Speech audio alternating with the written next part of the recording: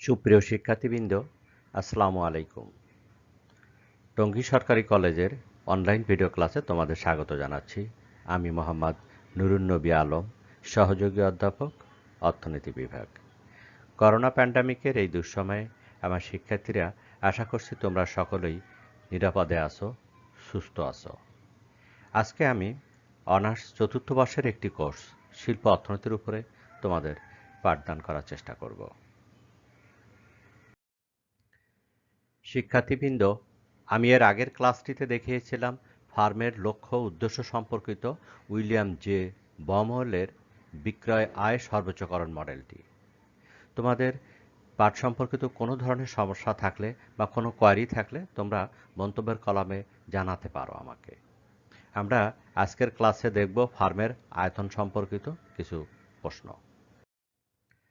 আমরা আজকে জানার চেষ্টা করি কাম্য আয়তনের ফার্ম কি। উদ্যোক্তার চূড়ান্ত লক্ষ্য হল মুনাফা সর্বোচ্চকরণ। প্রতিযোগিতামূলক অর্থনীতিতে মুনাফা সর্বোচ্চকরণ হতে পারে যদি পণ্যের গড় ব্যয় সর্বনিম্ন হয়। আবার ফার্মের আকার বাড়লে এর পক্ষে বৃহদায়তন উৎপাদনের বিভিন্ন ব্যয় সুবিধা অর্জন করা সম্ভব হয়। আকার বাড়লে ফার্ম কৌশলগত ব্যয় সুবিধা অর্জন করতে পারে, তবে সেই সাথে ফার্ম ব্যবস্থাপনা সংক্রান্ত ব্যয় অসুবিধার সম্মুখীন হয়। কেননা যখন ফার্মের আকার বড় হয়ে যায় তখন সেক্ষেত্রে ব্যবস্থাপনার সংকট দেখা দিতে পারে। তাই কোনো সুনির্দিষ্ট উৎপাদন স্তরে ফার্ম যদি মুনাফা অর্জন করতে চায় তবে তাকে ব্যয় সুবিধা এবং ব্যয় অসুবিধার মধ্যে সামঞ্জস্য বিধান করতে হবে। তাহলে ফার্মের গড় ব্যয় ন্যূনতম রেখে ফার্মের পক্ষে সর্বোচ্চ মুনাফা অর্জন করা সম্ভব হতে পারে। সুতরাং ফার্মের ওই আকারকে কাম্য আকার বলা যায় যখন ফার্মের গড় ব্যয় সর্বনিম্ন স্তরে বজায় রেখে এর পক্ষে সর্বোচ্চ পরিমাণ মুনাফা অর্জন করা সম্ভব হয়। অধ্যাপক এ সিং অ্যান্ড এন সাধু, দুইজন অর্থনীতিবিদ, তাদের মতে that size of the firm which gives lowest average cost of production and thereby maximises the profit is known as optimum size. তাহলে আমরা কাম্য আয়তনের ফার্ম বলতে সেই ফার্মকে বুঝবো বা সেই আকারের ফার্মকে বুঝবো যে আকারের ফার্মের অধীনে ফার্মের উৎপাদন ব্যয় সর্বনিম্ন হয়, অর্থাৎ সে তার মুনাফা সর্বোচ্চকরণ করতে পারে। কাম্য ফার্মের ধারণা চিত্রের সাহায্যেও প্রকাশ করা সম্ভব। ডান পাশে আমরা একটি চিত্র রেখেছি, দেখো। এর ভূমি অক্ষে উৎপাদনের পরিমাণ এবং লম্ব অক্ষে গড় ব্যয় নির্দেশ করছি। এক্ষেত্রে এটি হলো তার গড় ব্যয় রেখা এবং এক্ষেত্রে এসি রেখার বিভিন্ন উৎপাদন স্তরে গড় ব্যয় নির্দেশ করা হচ্ছে। এক্ষেত্রে উৎপাদনের পরিমাণ যত বাড়তে থাকে ফার্মের গড় ব্যয় তত কমতে থাকে। চিত্র অনুযায়ী এসি রেখার এইচ বিন্দুতে ফার্মের গড় ব্যয় ক্রমশ কমতে কমতে এইচ বিন্দুতে সর্বনিম্ন হয়, অর্থাৎ ও কিউ1 উৎপাদন স্তরে ফার্ম সর্বনিম্ন গড় ব্যয়ের স্তরে পৌঁছে। এরপর আবার যদি উৎপাদন বাড়ে তাহলে দেখো ফার্মের গড় ব্যয় কিন্তু আবার বাড়তে থাকে। সুতরাং চিত্র অনুযায়ী ও কিউ1 উৎপাদন স্তরে ফার্মের আকারকে কাম্য আকার বলা যাবে, অর্থাৎ ফার্মের উৎপাদন ব্যয় যখন এইচ বিন্দুতে পৌঁছায়, অর্থাৎ গড় ব্যয় যখন এইচ বিন্দুতে পৌঁছায় এবং উৎপাদন ও কিউ1 স্তরে পৌঁছায় তখন ফার্মের যে আকারটি থাকে সেটি হলো কাম্য আকারের ফার্ম। এখানে চিত্রে নীল রঙের যে এরিয়াটা দেখানো হচ্ছে এটা মূলত কাম্য আকারের ফার্ম, অর্থাৎ অপটিমাম সাইজ ফার্ম। এখন আমরা জানার চেষ্টা করব ফার্মের কাম্য আকার নির্ধারণের উপাদানসমূহ। ফার্মের কাম্য আকার বহু উপাদান দ্বারা নির্ধারিত হয়। অধ্যাপক ই.এ.জি. রবিনসন এসব উপাদানকে নিম্নোক্ত 5 ভাগে ভাগ করেন। যেমন 1 নাম্বার কৌশলগত উপাদান, যা কৌশলগত কাম্যতা নির্ধারণ করে। 2 নাম্বার বলা হচ্ছে ব্যবস্থাপকীয় উপাদান, যা ব্যবস্থাপনা স্তরের কাম্যতা প্রকাশ করে। 3 নাম্বারটি আর্থিক উপাদান, যা আর্থিক কাম্যতা নির্দেশ করে। 4 নাম্বারটি বাজারজাতকরণ কাম্যতা, যা বিক্রয়ের কাম্যতা নির্দেশ করে। এবং 5 নাম্বারটি বলা হচ্ছে ঝুঁকি এবং উঠানামা সংক্রান্ত উপাদান, যা অনিশ্চিত অবস্থায় ফার্মের টিকে থাকার বিষয় তুলে ধরে। এছাড়াও শিল্প অর্থনীতির জনক অধ্যাপক আর বার্থল অতিরিক্ত আরেকটি উপাদান উল্লেখ করেন, তা হল আর্থিক উপকার সহ অপরাপর উপাদান যা বড় ফার্মের বেলায় উদ্ভব হয়। সুতরাং ফার্মের কাম্য আকার নির্ধারণের উপায়সমূহকে আমরা এভাবে দেখাতে পারি। শিক্ষার্থীবৃন্দ, আমরা এখন জানার চেষ্টা করি ফার্মের আকার কিভাবে পরিমাপ করা যায়। এখানে দেখো বড় সেন্সে দুইভাবে বলা আছে, একটি উপাদান ভিত্তিক পরিমাপ আর একটি হলো উৎপাদন ভিত্তিক পরিমাপ। কোনো ফার্মে নিয়োজিত মূলধন বিনিয়োগ বা মূলধনের পরিমাণ থেকে জানতে পারি যে ফার্মটি বড় নাকি ছোট। যদি দেখি কোনো ফার্মের নিয়োগের পরিমাণ, মূলধন নিয়োগের পরিমাণ অনেক বেশি, তাহলে সেটি বড় আকারের ফার্ম। কারণ আমরা জানি বড় আকারের ফার্মে নিয়োগের পরিমাণ বেশি হবে এবং ছোট আকারের ফার্মে বিনিয়োগের পরিমাণ কম হবে। এছাড়া নিট ওয়ার্থ অর্থাৎ নিট সম্পদের পরিমাণ দেখেও আমরা কিন্তু জানতে পারি কোন ফার্মটি বড় কোনটি ছোট। সম্পদের আকার পরিমাপ করেও কিন্তু আমরা জানতে পারি কোন ফার্মের আকার বড় ছোট। উপকরণের নিয়োগ অর্থাৎ আমরা যদি দেখি যে কোনো ফার্মে অনেক বেশি শ্রমিক নিয়োজিত আছে, তাহলে আমরা বুঝবো যে ওই ফার্মটি বড় আকারের ফার্ম। আবার যেসব ফার্মে শ্রমিক নিয়োগের পরিমাণ কম, সেটি ছোট আকারের ফার্ম। এরপরে বলা আছে শক্তি সম্পদ এবং কাঁচামালের ব্যবহার। শক্তি সম্পদ এবং কাঁচামালের নিয়োগের পরিমাণ থেকেও আমরা কিন্তু জানতে পারি যে কোন ফার্মের আকার কত বড়। এখানে আরেকটি বলা হচ্ছে উৎপাদন ভিত্তিক পরিমাপ, সেটি উৎপাদনের পরিমাণ। যে ফার্ম বড় আকারের ফার্ম তার উৎপাদনের পরিমাণ বেশি থাকবে, এটাই স্বাভাবিক। তাহলে উৎপাদনের পরিমাণ দিয়েও কিন্তু আমরা জানতে পারি যে ফার্মটি বড় নাকি ছোট। এরপর উৎপাদনের মূল্য। অনেক সময় উৎপাদনের পরিমাণ যা হোক না কেন, উৎপাদিত দ্রব্যের মূল্য দিয়েও কিন্তু আমরা ফার্মগুলোর আকার পরিমাপ করতে পারি।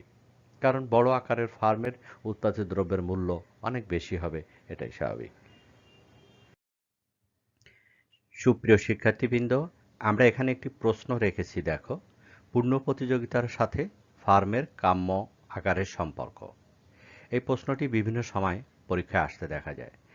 আমরা দুটা চিত্রের সাহায্যে এখানে এটি ব্যাখ্যা করার চেষ্টা করেছি এবং চিত্রে কিভাবে দীর্ঘমেয়াদে পূর্ণ প্রতিযোগিতামূলক বাজারে একটি ফার্ম ভারসাম্যপূর্ণ হয় তার সাথে ফার্মের কাম্য আকারের সম্পর্ক, সেটি এখানে ব্যাখ্যা করার চেষ্টা করেছি। বাম পাশের চিত্রের ভূমি অক্ষে উৎপাদনের পরিমাণ এবং লম্ব অক্ষে দ্রব্যের দাম নির্দেশ করা হয়েছে। ডান পাশের চিত্রের ভূমি অক্ষে দ্রব্যের পরিমাণ এবং লম্ব অক্ষে দাম, আয় এবং ব্যয় দেখানো হয়েছে। শিক্ষার্থীবৃন্দ, আমরা জানি দীর্ঘমেয়াদে ফার্মের পক্ষে প্লান্টের আকার পরিবর্তন করা সম্ভব। ফার্ম প্লান্টের সামঞ্জস্য বিধান করে এমন বিন্দুতে উৎপাদন নির্ধারণ করে যেখানে পণ্যের মূল্য ও দীর্ঘমেয়াদী গড় ব্যয় রেখা পরস্পর সমান হয়। দীর্ঘমেয়াদে পূর্ণ প্রতিযোগী ফার্ম শুধুমাত্র স্বাভাবিক মুনাফা অর্জন করতে পারে। সে যদি কখনো কোনো অস্বাভাবিক মুনাফা অর্জন করে, দেখো এখানে যে বেগুনি রঙের শেডেড এরিয়া আছে, এখানে অস্বাভাবিক মুনাফা অর্জন দেখানো হয়েছে। এক্ষেত্রে ফার্ম যদি কখনো কোনো অস্বাভাবিক মুনাফা অর্জন করে, তাহলে নতুন নতুন ফার্ম বাজারে এসে প্রবেশ করে যতক্ষণ না মুনাফা স্বাভাবিক হয় ততক্ষণ নতুন ফার্ম বাজারে আসতে থাকে। তাই আমরা বলি যে পূর্ণ প্রতিযোগিতামূলক বাজারে দীর্ঘমেয়াদে একটি ফার্ম সবসময় স্বাভাবিক মুনাফা অর্জনের করে থাকে। চিত্রে পূর্ণ প্রতিযোগী ফার্মের অবস্থা দেখানো হয়েছে। চিত্রে দেখানো হয়েছে কিভাবে ফার্ম দীর্ঘমেয়াদে ভারসাম্যের সমন্বয় সাধন করে থাকে। যদি বাজার মূল্য ও পিনট হয়, খেয়াল করো, তবে যে ফার্মের গড় ব্যয় এবং প্রান্তিক ব্যয়, এটি হলো ফার্মের প্রান্তিক ব্যয় রেখা প্লান্টের, এবং এটি হলো একটি প্লান্টের গড় ব্যয় রেখা, এবং ফার্মের ভারসাম্য অর্জনের যে প্রাথমিক শর্ত MR=MC কিন্তু এখানে পালিত হয়। এবং এক্ষেত্রে ফার্ম এই যে বেগুনি রঙের যে শেডেড এরিয়াটা আছে, এই পরিমাণ অস্বাভাবিক মুনাফা অর্জন করে। যদি ফার্ম এরকম অস্বাভাবিক মুনাফা অর্জন করে, তখন নতুন নতুন ফার্ম বাজারে প্রবেশ করবে। নতুন ফার্ম বাজারে প্রবেশ করা মানেই কিন্তু যোগান বেড়ে যাবে। এই জন্য যোগান রেখা, প্রাথমিক যোগান রেখা S থেকে আমরা দেখো SS2-তে স্থানান্তর করেছে। এবং এটা কতক্ষণ পর্যন্ত নতুন ফার্ম বাজারে আসবে? যতক্ষণ পর্যন্ত না প্রাইসটা OP1-এ নেমে আসবে। অর্থাৎ যতক্ষণ পর্যন্ত প্রাইসটা এই দীর্ঘমেয়াদী গড় ব্যয় রেখার সর্বনিম্ন বিন্দুতে পৌঁছায়, ততক্ষণ পর্যন্ত নতুন নতুন ফার্ম বাজারে প্রবেশ করবে। এই জন্য আমরা সর্বশেষ সাপ্লাই রেখাটা রেখেছি SS3, যেখানে দাম নেমে OP1-এ নেমে আসে।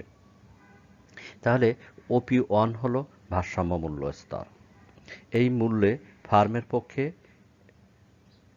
ও ও Q2 পরিমাণ উৎপাদন করা সম্ভব এবং এক্ষেত্রে গড় ব্যয় হলো Q2N। সুতরাং দেখা যায় দীর্ঘমেয়াদে ফার্মের ভারসাম্য বিন্দুর প্রথম শর্ত যেটা price is equal to marginal long run marginal cost LMC, সেটা এখানে পালিত হয় এবং এই বিন্দুতে LAC রেখাও সর্বনিম্ন বিন্দুতে পৌঁছায়। দীর্ঘমেয়াদে প্লান্টের আকার এমনভাবে সমন্বয় করে যাতে ন্যূনতম গড় ব্যয়ে উৎপাদন করা সম্ভব হয়। এখানে স্বল্পমেয়াদী প্রান্তিক ব্যয় দীর্ঘমেয়াদী প্রান্তিক ব্যয়ের সমান হয়, আবার স্বল্পমেয়াদী গড় ব্যয় দীর্ঘমেয়াদী গড় ব্যয়েরও সমান হয়। সুতরাং ফার্মের দীর্ঘমেয়াদী ভারসাম্যের যে দ্বিতীয় শর্ত সেটি এখানে নিরূপিত হয়, সেটি হলো SMC is equal to LMC is equal to MR, অর্থাৎ এই বিন্দুতে SMC, এখানে LMC এবং এখানে প্রাইস AR/MR সবই সমান হয় এন বিন্দুতে।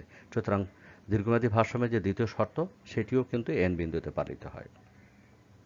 দীর্ঘমেয়াদী ভারসাম্যের পর্যাপ্ত শর্ত হলো LMC রেখার ঢাল MR রেখার ঢালের চেয়ে বেশি হবে।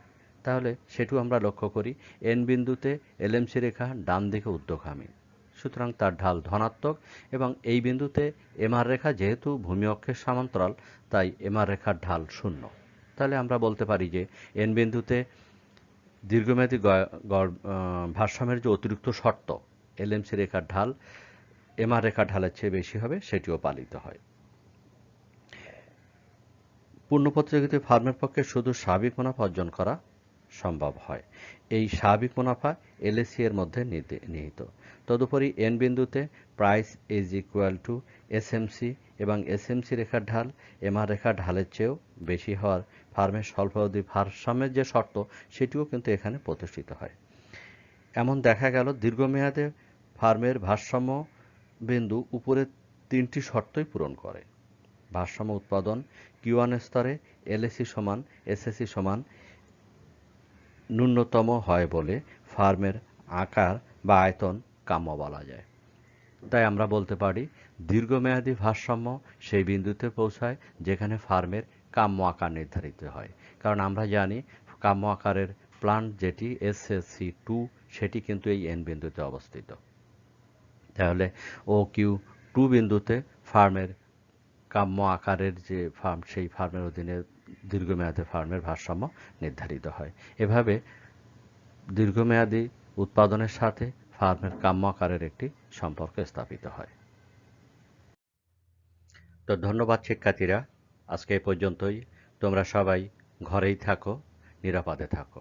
সংকটকালীন এই সময়ে যার যার দায়িত্ব, যার যার কর্তব্য যথাযথভাবে পালনের চেষ্টা করো এবং প্রতিদিন কিছু না কিছু বই পড়ার চেষ্টা করবে। ধন্যবাদ সবাইকে।